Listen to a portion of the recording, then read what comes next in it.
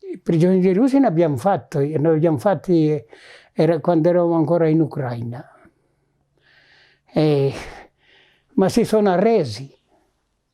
Sono venuti loro contro di noi, li abbiamo presi e li abbiamo mandati a casa.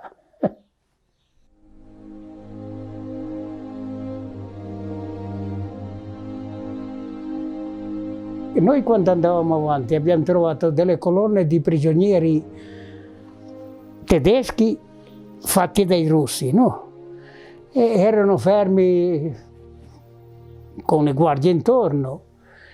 E lì, quando abbiamo trovato quei prigionieri lì, i tedeschi avevano fatto prigionieri dei russi, no? E poi quando hanno fatto i prigionieri questi tedeschi, i russi, questi russi qua, li hanno mollati. E sono venuti da noi, si sono arresi. Io non dico che fosse tante, ma io almeno un 25-30. Vestiti militari, sono venuti contro di noi, ma con le mani alte. E noi sono stati 2 o 3 giorni con noi, poi gli ufficiali li hanno mandati a casa. I nostri ufficiali. E sono andati a casa volentieri. Ma lì è successo in Ucraina quella cosa lì. Prima di arrivare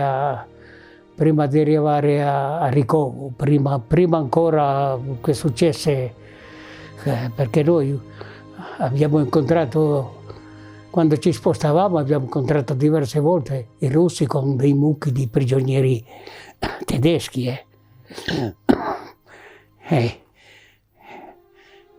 Mucchi, ma non so, addirittura dei contingenti di 400-500, non pochi. E li portavano indietro. A Belgorod, che abbiamo fatto sta linea qua.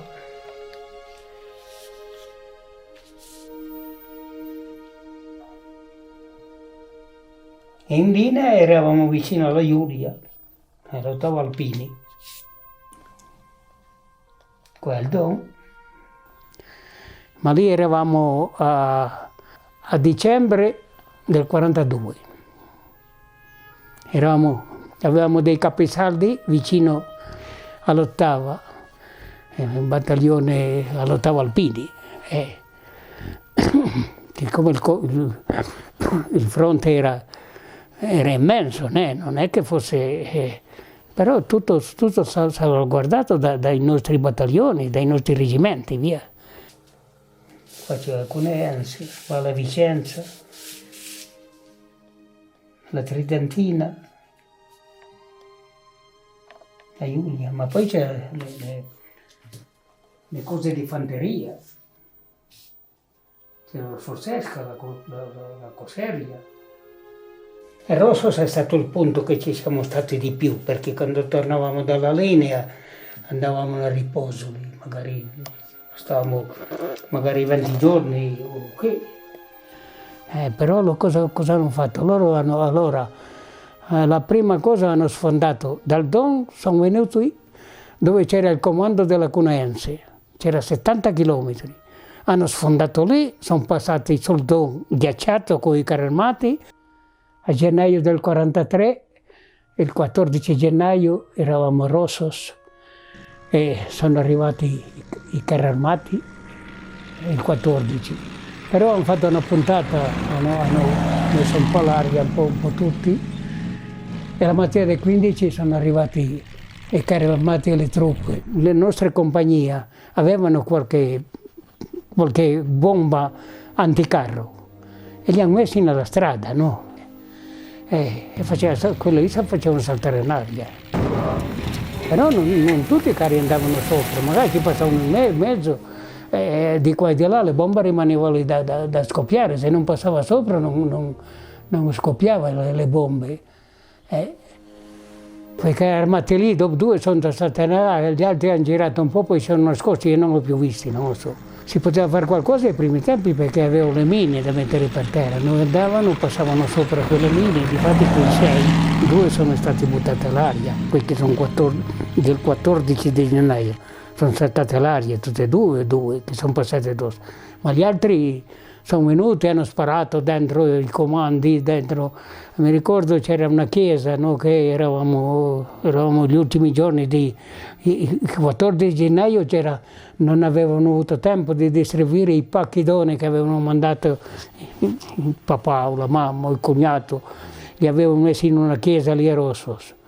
Hanno sparato dentro, quei pacchi sono andati giù a finire davanti alla chiesa, c'era un po' di piazza, hanno buttato giù in mezzo a quella chiesa e quei pacchi sono scesi giù, so che sono passato là, c'erano tutti questi pacchi là, pacchi non più di 2 chili, né? Intestati a Ticcio, Caro Ciampronio, nessuno si è più chinato a prenderli perché si è trattato di andare via.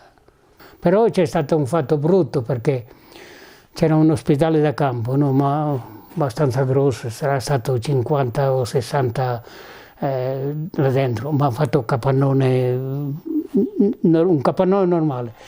All'ingresso c'era una grande botte di latte condensato. No. Uno di questi carri armati ha sparato nella porta di quell'ospedaletto lì. Una scheggia ha preso quella botte di quel latte condensato, ha spaccato una tavola. E quel latte condensato corre via, perché piano piano, ma quel latte condensato è uscito tutto nell'ingresso di quella baracca, non si poteva andare dentro. Però il colpo talmente forte che ha spaccato tutti i vetri e purtroppo c'era qualcuno di quei erano feriti là dentro nella branda perché erano con la testa le brande contro alle finestre, no? Diciamo, le finestre sono spaccate e quei vetri in una parte sono andati giù addosso sulle facce di questi feriti, di questi malati che erano lì dentro. Era un macello là dentro. Alla mattina del 15 c'è arrivato i carri armati, una colonna e le truppe, hanno dovuto scappare. Però cosa hanno fatto?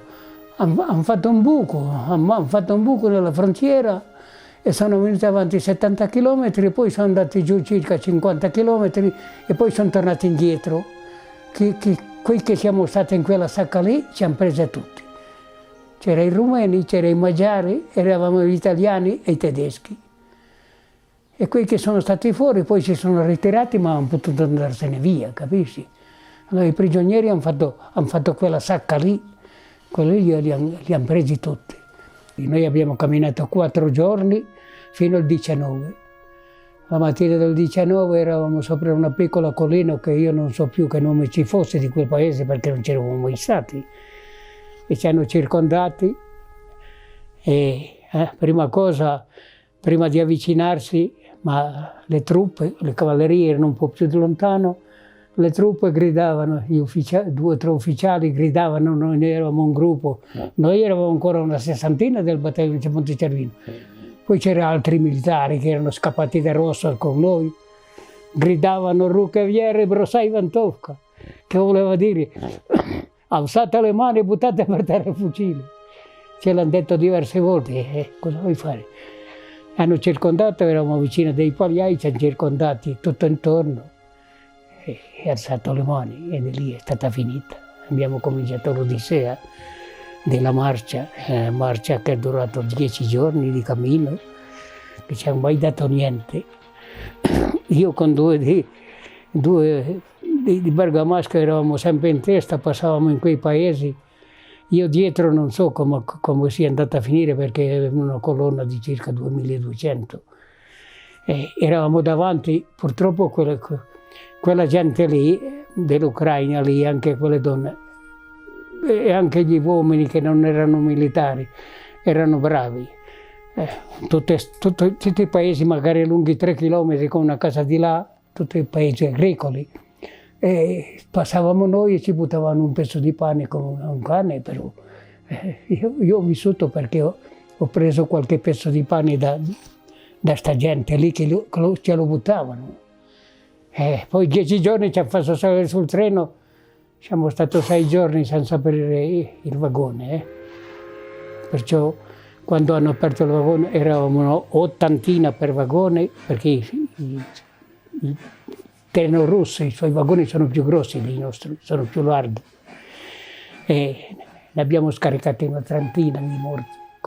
contro il vagone, e contro la porta, quando hanno aperto la porta per darsi su un pezzo di pane con una ringa senza acqua. La ringa sa cosa sono? Sono pesci salati, secchi. E fortuna che dentro il vagone c'era una brina, il nostro fiato gelava, però avevamo messo un buco a fare i nostri bisogni. Quando stai 10 giorni in un treno, allora qualcuno non fa più niente perché non abbiamo mangiato niente, ma qualcuno deve anche fare un po' l'urina, qualcuno veniva anche qualcosa. Siamo scesi giù e siamo arrivati alle porte di Tambov. Porte di Tambov era quel famoso campo dove siamo usciti il 5%. Siamo scesi da ferrovia e siamo andati in questo campo e una parte che erano salite sul treno erano già congelate in quei 10 giorni di marcia, eppure si trascinavano come potevano. E quando siamo arrivati a Tambov eravamo nei bunker, c'era 3 scaline da scendere, praticamente come quelle piccole cappellette che hanno i margai di montagna, sai. Però un muretto alto così, scendevi 2 scalinetti, il bunker era un po' più largo che qua, 40 per bunker, e dormivamo senza coperta e senza paglia, solo i rami di pino. Abbiamo fatto la fine del topo perché poi prigionieri sono quelli che sono, non hai più nessun diritto. Loro dicono che avevamo dei diritti, mandavano un giornalino intitolato all'alba nel campo, ogni tanto si leggeva, dicevano i diritti del prigioniero, ma se non ti li danno cosa fai?